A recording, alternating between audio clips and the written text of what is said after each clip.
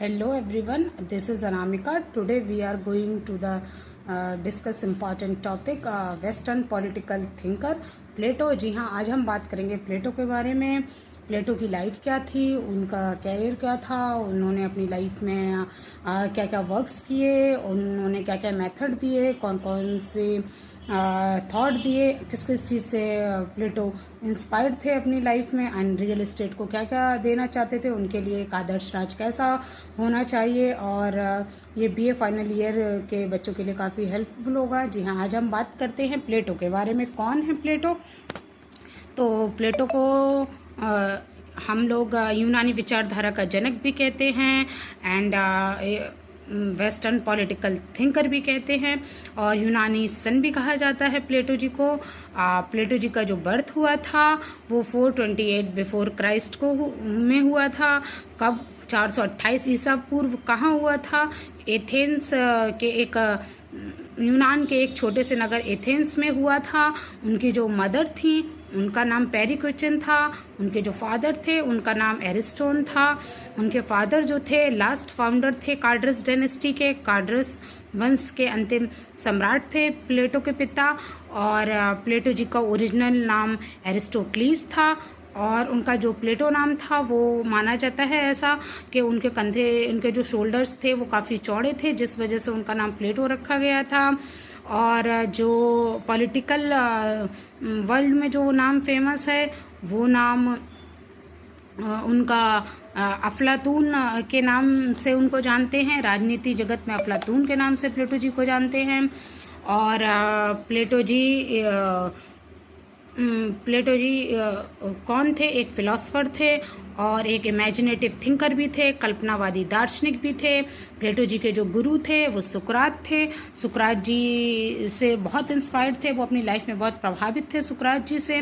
और ऐसा माना जाता है कि जो उनके गुरु थे सुकरात जी, उनकी विष का प्याला पीने से मौत हो गई थी, और इससे प्लेटो के जीवन पे बहुत असर पड़ा और इससे वो काफ़ी हर्ट हुए। उन्होंने देखा कि उनके गुरु थे, उनका जो उनके आदर्श थे, उनके नैतिक आदर्श थे, उनका हनन होते हुए देखा। और उन्होंने बचपन से ही जो प्लेटो जी थे वो पाश्चात्य वेस्टर्न जगत के एक राजनीतिक थिंकर थे, राजनीतिक दार्शनिक थे। उन्होंने अपनी लाइफ में, अपने जीवन में एक सबसे नाजुक फेज़ देखा हुआ था। जब वो छोटे थे अपने जीवन में, तो उन्होंने देखा था उनकी आंखों के सामने कैसे एथेंस ने स्पार्टा के सामने अपने घुटने टेक दिए थे, और अपनी आंखों के सामने उन्होंने देखा था उनके जो गुरु थे वो सुकरात जी, उनके सबसे प्रिय गुरु सुकरात जी, उनका विष का प्याला पीते हुए उन्होंने उनको देखा था, जिससे उनकी मौत हो गई थी, और उनके नैतिक आदर्शों का पतन होते हुए देखा था। और भी बहुत सारी चीज़ें हैं जो उन्होंने देखी थी। उन्होंने जो प्लेटो जी थे वो सार्वजनिक जगत में इन बुराइयों को, इन इविल्स को दूर करने के लिए उन्होंने जो अपना जीवन था वो एक दार्शनिक के रूप में, राजनीतिक दर्शन के रूप में विश्व के सामने रिप्रेजेंट किया, अपने आप को प्रस्तुत किया। और इन सब बुराइयों को समाप्त करने के लिए ही वो एक आइडल स्टेट, एक आदर्श राज्य की बात करते थे, और जो कि मानवता के लिए एक उनका जीवन अमर माना जाएगा। प्लेटो जी के गुरु जो सुकरात थे, उन्होंने अपनी एजुकेशन उनके अंडर 8 ईयर्स एटलीस्ट कंप्लीटेड करने की, और उसके बाद उनसे ज्ञान अर्जन किया। प्लेटो जी ने 388 बिफोर क्राइस्ट एक एकेडमी की स्थापना की। ये वो एकेडमी है जो यूरोप का प्रथम विश्वविद्यालय, यूरोप फर्स्ट यूनिवर्सिटी के नाम से, एक टीचिंग इंस्टीट्यूशन के नाम से फेमस हुआ। और प्लेटो जी थे, उन्होंने आइडल स्टेट की बात की कि एक आदर्श राज्य होना चाहिए, और आदर्श राज्य कैसा होना चाहिए?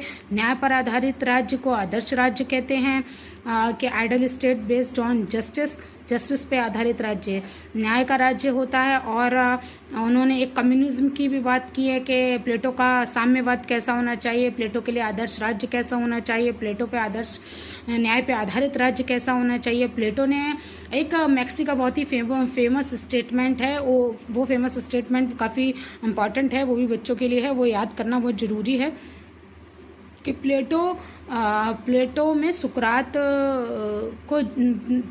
सुकरात जीवित हो गया। ऐसा माना जाता है कि जो प्लेटो में है सुकरात को जीवित देखा हुआ माना जाता है। प्लेटो ने अपनी लाइफ में बहुत सारे ग्रंथ लिखे हैं, जिनमें से प्लेटो ने 3 दर्जन 36 ऐसा माना जाता है कि 36 से ज़्यादा उनकी रचनाएं हैं, लेकिन जिनको प्रमाणित माना गया है वो 28 है।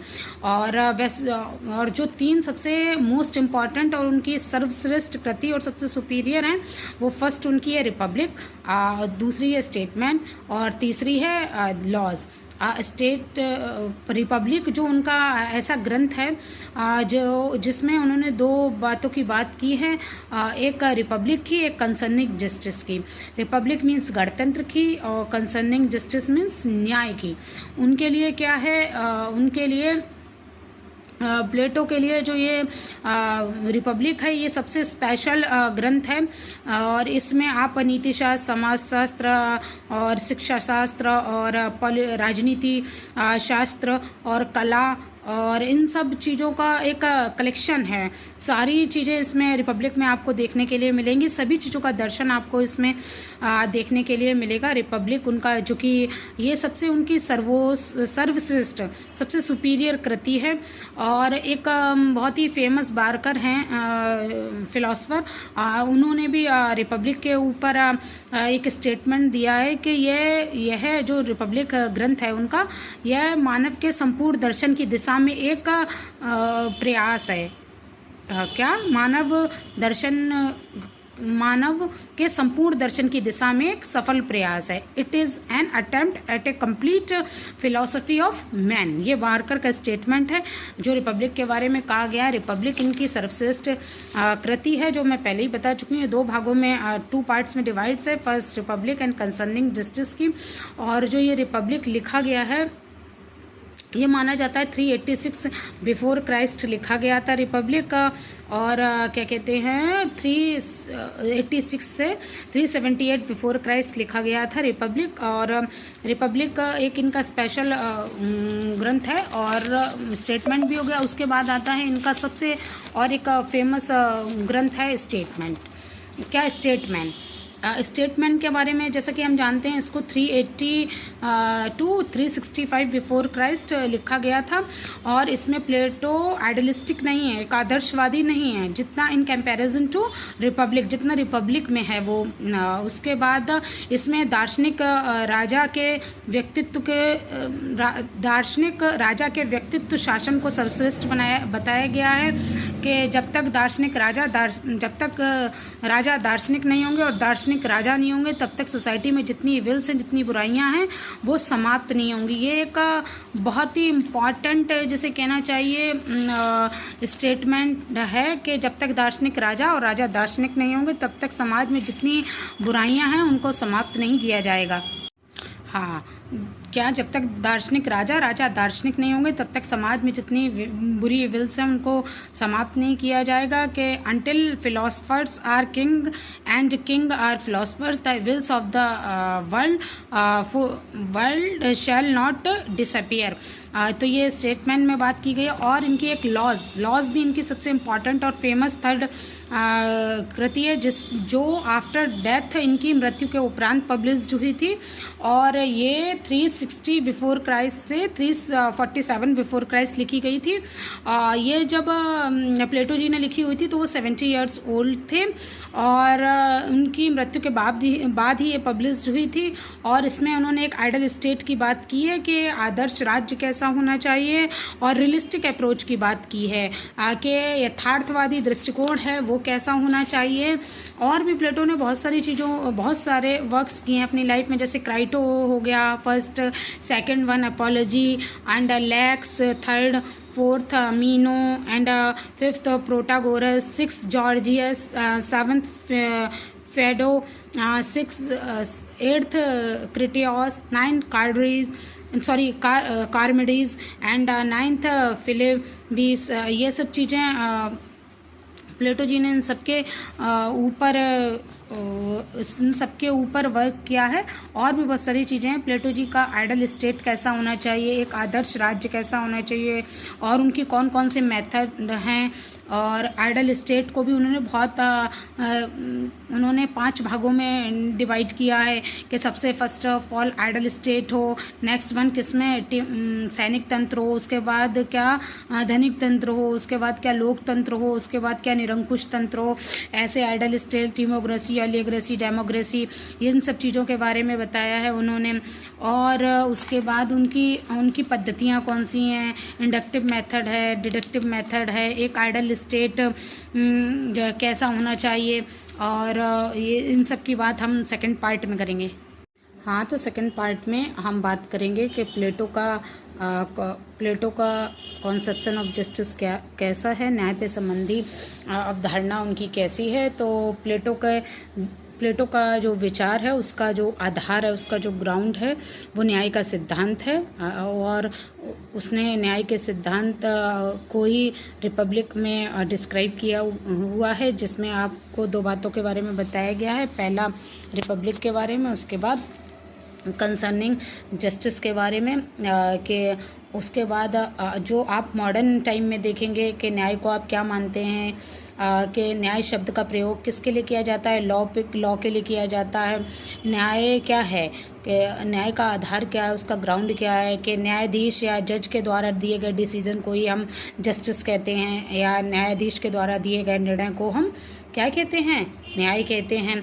किंतु प्लेटो ने इसे बहुत ही ईजिली वे में बताया है। प्लेटो ने न्याय के अर्थ को नैतिक अर्थ में बताया। उसने कहा है कि मनुष्य जो है, ह्यूमन बीइंग है, उसकी अपने कुछ ड्यूटीज़ होती हैं, उसके अपने कुछ कर्तव्य होते हैं, वह उन कर्तव्यों का रेगुलर पालन करे, और जिससे सोसाइटी की जो व्यवस्था है, जो उसका डेवलपमेंट है, वो पूरी तरीके से ठीक तरीके से हो और सब के हित में हो। और इस प्रकार व्यक्ति को अपने अपने कर्तव्य का पालन करना ही न्याय है। ये प्लेटो ने बताया है। प्लेटो ने और भी बहुत सारी चीज़ें न्याय, उसने काइंड्स भी बताए हैं, कितने प्रकार में न्याय को बांट दिया है। पहला उसने प्रकार बताया है न्याय का, प्रिंसिपल ऑफ सोशल जस्टिस, सामाजिक न्याय सिद्धांत। एंड सेकंड वन बनाया है व्यक्तिगत न्याय सिद्धांत, प्रिंसिपल ऑफ इंडिविजुअल जस्टिस। प्लेटो के अनुसार के काइंड्स ऑफ ह्यूमन वर्चू में प्लेटो ने मानव के सद्गुणों को भी 3 बातों में बांट दिया है। फर्स्ट हो गया विवेक, रीज़न, एंड सेकंड हो गया स्पिरिट, साहस, एंड थर्ड वन हो गया थ्रस्ट, प्यास। और according to Plato virtue is justice and virtue is knowledge. मतलब उसने कहा है कि गुण ही न्याय है और न्याय ही गुण है, ये बताया। एंड सेकंड वन उसने सोशल क्लास को भी बांटा है। उसने बताया आत्मिक गुणों के आधार पर प्लेटो ने उसको भी 3 वर्गों में बांट दिया है। पहला शासक वर्ग हो गया, एडमिनिस्ट्रेटिव वर्ग हो गया, दूसरा सैनिक वर्ग हो गया, सोल्जर वर्ग हो गया, एंड थर्ड वन इज़ उत्पादक वर्ग हो गया, है ना। और उसके बाद भी उसने बताया है कि ये 3 प्रकार के sign of intelligence, sign of courage, and sign of वर्ग। उसके बाद आइडल स्टेट में न्याय जस्टिस की पोजीशन क्या होती है, उसने बताया विजडम हो गया, करेज हो गया, हाँ, टेम्परेचर ऑफ सेल्फ कंट्रोल हो गया, एंड जस्टिस हो गया।